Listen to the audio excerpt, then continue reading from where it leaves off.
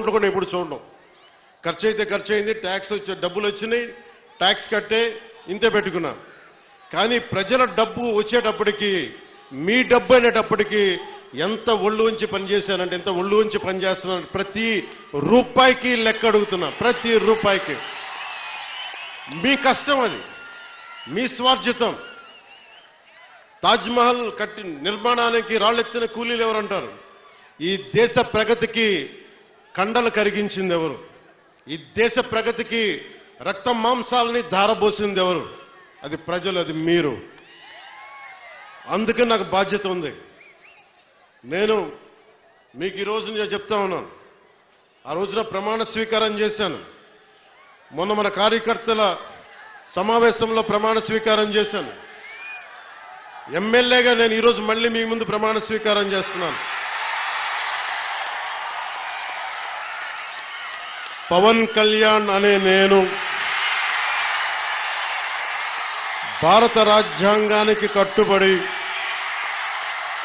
నన్ను అఖండ మెజారిటీతోటి గెలిపించిన నా పిఠాపురం పుర ప్రముఖులకు, పెద్దలకు, ప్రజలకు, యువకులకు, ఆడపడుచులకు, తల్లులకు, యువతులకు, ప్రతి ఒక్కరికి, అన్ని వర్గాల వారికి, ఎస్సీ, ఎస్టీ, బీసీ, ఓసీ, అన్ని మతాలు, ఇస్లాం, క్రిస్టియానిటీ, అన్ని కులస్తులందరికీ నేను హామీ ఇస్తున్నాను.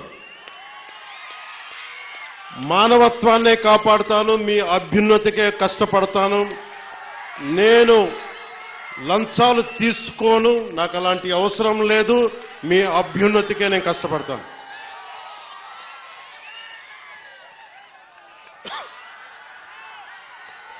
నేను చాలా రోజుల నుంచి మీకు చెప్తా ఉన్నా,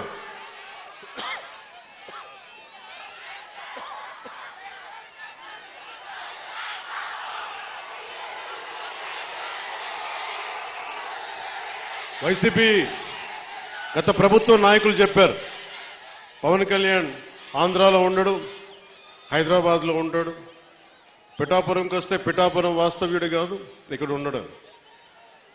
నేను ఈ రోజున పిఠాపురం వాస్తవ్యుడిగా, సంపూర్ణ వాస్తవ్యుడిగా మారాను. ఎలా ఇందాకే ఒక రిజిస్ట్రేషన్ పేపర్ సంతకం పెట్టి ఒక 3 ఎకరాలు కొని ఇప్పుడే సంతకాలు పెట్టి వచ్చాను, రిజిస్ట్రేషన్ చేసి వచ్చాను. ఆ మాట చెప్పడానికి లేట్ అయింది రావడానికి. నాకు ఒక్కటే, నేను మీకు అండగా ఉండే వ్యక్తిని. నేను మీరు చూడండి, మీరు నాకు గుప్పిడంత గుండె బలం ఇస్తే నాకు, నేను హిమాలయ పర్వతాలనంత బలంతో, తేజస్సుతోటి మన కూటమికే అండగా, విజయానికే మేమందరం అండగా పనిచేస్తాం. మీరు ఇచ్చిన స్ఫూర్తి, మీరు యువత ప్రతిసారి నలిగిపోతా ఉన్నారు.